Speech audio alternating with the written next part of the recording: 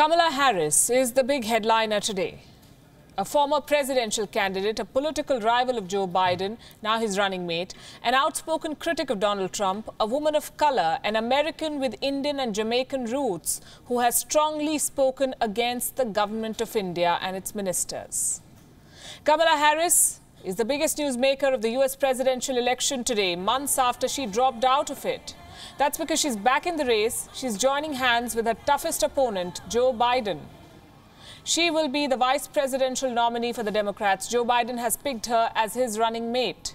The election is less than 90 days away. The pandemic has left America in a bad shape. The protests and racial violence have divided the country. Trump's ratings have plunged.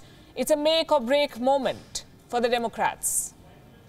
They want Trump out, and that's where Kamala Harris comes in.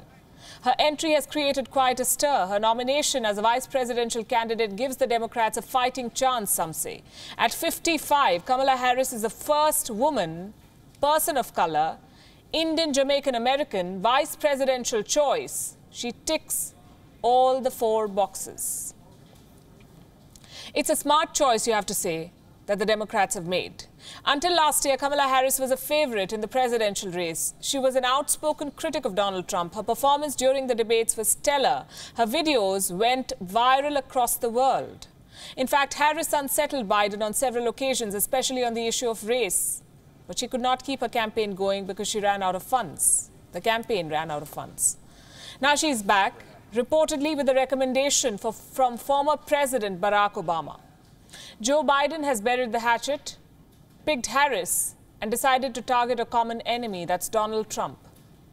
Biden's camp sent out a text message to supporters today. It said, "Joe Biden here, big news. I've chosen Kamala Harris as my running mate. Together with you, we are going to beat Trump."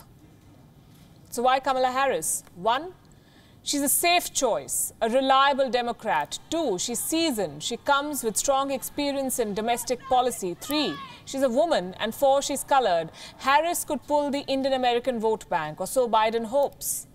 It's a vote bank that Donald Trump is also trying to woo, which explains his appearances alongside Prime Minister Narendra Modi in Houston and Ahmedabad. The nomination of Kamala Harris is indeed a big moment for the diaspora, but it's not all black and white. What does she mean for Indian-American ties? We'll get to that in a bit. For the moment, let's tell you how Donald Trump reacted to the announcement with missile tweets.